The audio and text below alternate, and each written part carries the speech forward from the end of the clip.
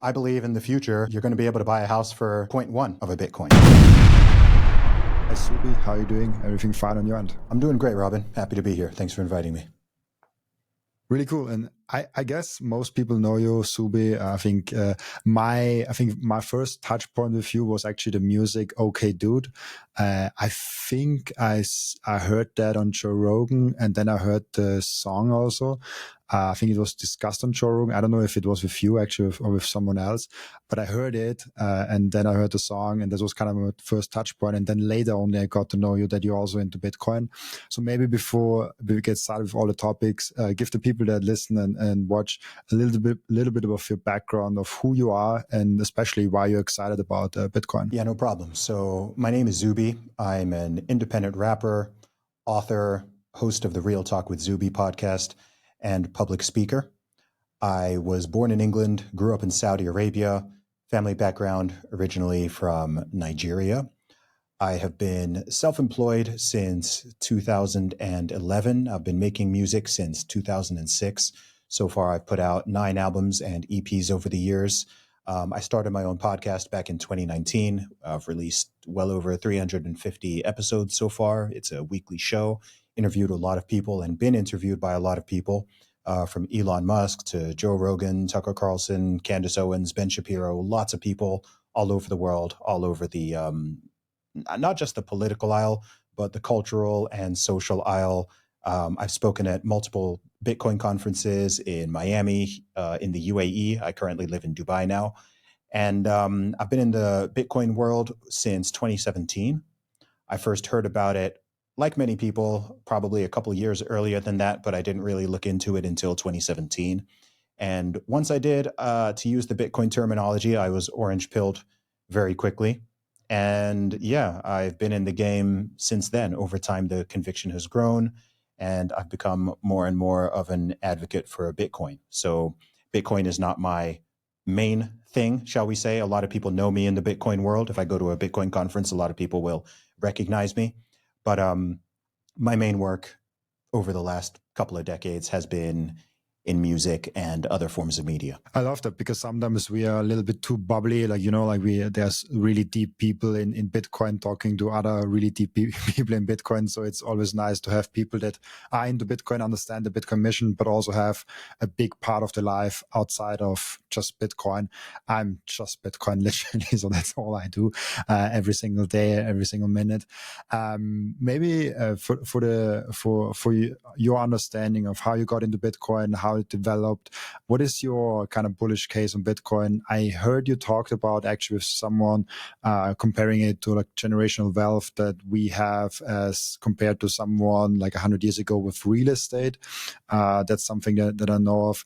How do you compare Bitcoin and how do you kind of see like what's the opportunity that lies into Bitcoin and why you spend time in Bitcoin? Yeah, sure thing. Well, there's lots of different ways to approach this question. I'm sure that your listeners have heard 1,000 different responses to the, what is Bitcoin and what are the basics and fundamentals. So I'll come at it from a slightly different angle. I'm a millennial. I'm 38 years old. So I'm of the last generation that has lived our lives without the internet and without not just smartphones, but mobile phones, without social media and all of that. And then also we've lived in that world. So unlike Gen Z and younger, I totally remember the world pre-internet, basically, right? When the internet was just in its infancy, when people thought Amazon was going to fail, when people thought that Facebook was a stupid idea, all of these things, when people thought, oh, who needs a mobile phone, right? Not even a smartphone. I remember when my older sister, I remember when she got her first mobile phone, she was the first person in our family to do so. And at that time, most people didn't even have mobile phones or cell phones if you're American. So we've lived through all that. When I was a very small child, you couldn't even render a circle on a PC. You didn't have the graphical power to render a circle. So even if you look at something like video games, technology-wise, we've gone from, stickmen running around on a screen and a ball being a square or maybe an octagon if you've got high graphical fidelity, to what we have now with modern day PC gaming and PlayStation 5 and, Xbox Series X and whatever we're on, right? So just in the past not even 40 years, I've lived through, people in my generation have lived through all of these shifts and changes. Of course, I'm in the music world. And when I released my first album in 2006, it was all physical media, right? Everything was CDs. CD sales were booming. Streaming didn't exist. No one had even heard of streaming. There was no Spotify. There was no Apple Music, any of that. Downloads then came in, and then legal downloads became popular. And then after that, into streaming. I remember when I was in school in digital photography, it was just starting to grow. When I was still in school, you'd take photos with a analog camera and you'd still go to the store and they'd put it in the red room, get the film developed. So we've lived through like an immense amount of technological change in a relatively short time. I'm not speaking as some old man here, but we've witnessed amazing technological change. And with that, I've seen a lot of opportunities. Being a young, being the age I'm at, I never was in a position to take advantage of the .com boom, let alone take advantage of the real estate boom prior to that, and so on. And I do believe this is not necessarily a hard fact, but I believe that in every generation, every decade or two, you get generational opportunities, both in terms of technological innovation, but with that also come investment opportunities. And so, coming off the back of what you sort of hinted at in the question, if you look at the baby boomer generation in lots of different countries, certainly across the West, real estate was like the obvious play. I'm sure you'll hear, lots of us will hear stories from our parents, for some people, maybe their grandparents, of how, I bought this house for £10,000 or however much, $20,000 in the 60s or in the 70s, and now it's worth like $1 million or whatever. That opportunity, we don't have that open to us. It doesn't matter whether you're in the UK, Canada, US, Germany, Australia, like that opportunity. Sure, you can still do well with real estate, but that type of asymmetric bet no longer exists in that field. Similarly, if you were to put some money into Apple stock or Amazon or Facebook or something now in 2025, I think all of those are probably still going to grow. There's still a way from them to run, but it's not like it would have been buying Apple stock back in the 1990s or buying Amazon stock in the 2000s or whatever. The asymmetric bet, it just isn't there. But what we have got with our generation, millennials, and I'd say Gen Z as well, is there's this whole, I say new world. I mean, 15 years is relatively new, but we have this thing called Bitcoin. And the way I see it, Bitcoin is I just think it's the most ridiculously asymmetric bet that exists in terms of investment. Now, Bitcoin is not purely a speculative asset, of course. It's many things to many different people. But from an investment standpoint, if you look at where it is right now, I mean, people are talking about, oh, wow, Bitcoin has crossed $100,000. People get stuck on the number, right? People like to always compare it to the dollar, and you think, okay, wow, a Bitcoin, let's say in 2017 was a couple $1,000. By the end of the year, it was about 20,000. Obviously, then it dropped down to about 3. It rose up to about 70, dropped down again to about 15. It goes through these cycles approximately every 4 years. But the opportunity is insane. So if you actually look at the market cap, which today I would guess off the top of my head is probably somewhere around $2.2 trillion. If you compare that to other assets and other asset classes, instead of focusing on the 100,000 or 118,000, 117,000, whatever price it is right now, if you think of what the market cap is, it has still barely scratched the surface of what it has the potential to do. If you look at something like gold is $20-something trillion market cap. Off the top of my head, I think equities is several hundred trillion. Real estate, I think also several hundred trillion. Bitcoin's 2 trillion. So even though it's run from being worth less than a cent all the way up to $100,000+, and someone might look at that and go, oh my gosh, I've missed the train, it's over. As far as I'm aware, the global adoption of Bitcoin right now in 2025 is only about 3 to 4%, meaning that 96 to 97% of the world's population does not have a single Satoshi.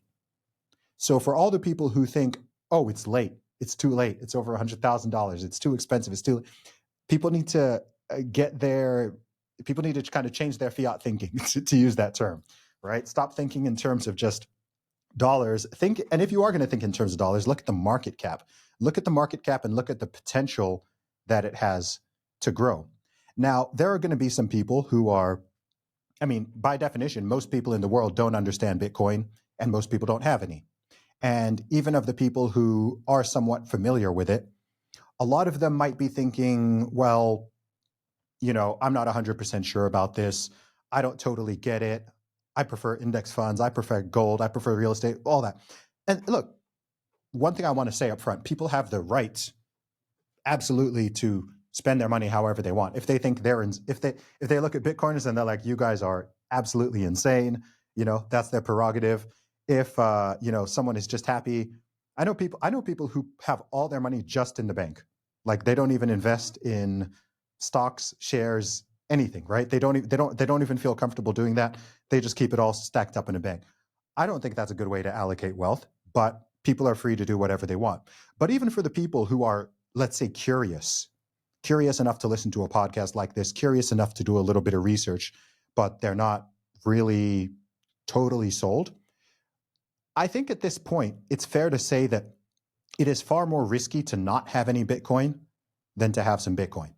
So if you are not feeling, if you don't have Michael Saylor levels of conviction, I'm not suggesting anyone go and, you know, remortgage your house or sell all of your assets and put it all in Bitcoin, or, you know, take out a lot.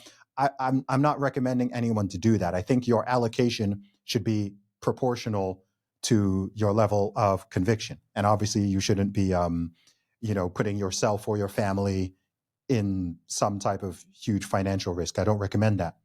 But let's say, for example, let's imagine a future where Bitcoin reaches the market cap of gold. That would put a single Bitcoin at a dollar valuation of somewhere around close to $1 million, if my math is correct. No, it would put it. No, sorry, I think I'm wrong. I think it would put it close to. It would put it over $500,000. I think it would probably put it somewhere between 500 and 700,000. Let's say. I know people say you're not meant to do math on live podcasts, but I think that is correct. So let's say you hit the point where a Bitcoin is worth $1 million. What's $1 million worth at that point? That's a whole other question. But let's say that happens, and you just, over all these years, you just never decided to get off zero Satoshis. Okay, then okay, cool. You're in a position now where you've missed out on you've just missed out on that opportunity, essentially, right? Now you're in. We've seen at each point people are kind of kicking themselves, saying, "I wish I got in earlier. I wish I got in earlier. I wish I got in earlier." And it's just like, I would just encourage people to get off zero, like get off zero. I mean, if you have nothing, it's. I don't know. Like, I think that is such a riskier position to be in. If you look at inflation, if you look at the world, if you look at the economy, if you just look at everything and then you look at Bitcoin and you see how actually priced in Bitcoin, everything is getting cheaper. You have something deflationary instead of inflationary. Then why would you not want to have some stake in that? Let's say the other extreme scenario, right? I don't think Bitcoin can go to zero, because that doesn't even make sense. Because I mean, every single Bitcoiner would have to completely give up on it, and you can't even sell everything you have because there has to be someone buying. But you know, people say, "Oh, Bitcoin's going to zero." Take the clueless people who are like, "Okay, let's say someone put in, I don't know, someone put in $5,000 in it, and then somehow, some way, I don't know, 10 years from now, it hasn't gone to $1 million; it's gone to zero. I don't know how that happens, but okay, cool. You know, you've lost, you know, you've lost a little bit of money. But what about the opposite? What if it goes to 5 million? What if it goes to 10 million? What if there actually is true hyper-Bitcoinization, and by the time my children are adults, or you know, your future descendants are adults, and now, you know, Bitcoin is chilling at a 50 trillion, $100 trillion market cap, and they're like, why didn't my dad or grandfather buy any of this? Like, why? right? Like, imagine completely missing out on, you know, just being a boomer who completely missed out on buying any real estate. being a Gen X who completely missed out on owning any tech stocks or any of that. I think this is an even bigger. It's a bigger opportunity, not just from an investment standpoint, but just in terms of, look, one of the only tech. If I think about this, if you want me to pause at any time, let me know. My brain is just running. I'm just thinking. If you think of almost any technology, pretty much all of them get better over time. I would say that money is one of the only technologies that is, excluding Bitcoin, if we're talking like fiat currencies, that's one of the only currencies it's one of the only technologies that is worse now than it was 100 years ago. It's worse now than it was 2,000 years ago. 2,000 years ago, they were using more sound money than what we're using now, right? They were using gold, they were using silver, and then even when they brought in paper notes, they were still on They were still on a gold standard, and so money is actually getting worse, and it's devaluing over time. So if you are just sitting on pounds, euros, dollars, literally any government issued currency, all of them over time trend towards zero. The best performing ones have lost over 90% of their purchasing power over the past century. Now, a century might sound like a long time to people, but a century is one long lifetime. Some of our grandparents have lived to around a century. So if you think of a century being like one lifetime, that is horrendous. Some of them have lost 99.99999% of their value. And that's just what happens. But because of the way the human brains work, we always think that what we perceive as prices going up is really currency debasement. It's the value of your money going down. So when people are typically saying, oh my gosh, groceries are so expensive, gas or petrol is so expensive, housing and rent is so expensive, school fees, university fees, all of these things are so expensive. Sometimes there is a demand-based factor which is increasing the price, but in many cases it's just that, nope, your dollar is just weaker than it was 10 years ago or 5 years ago or even 1 year ago. Your pounds are weaker, your euros are weaker, everything's weaker. But if you were to flip all these things into Bitcoin terms, they're all getting cheaper.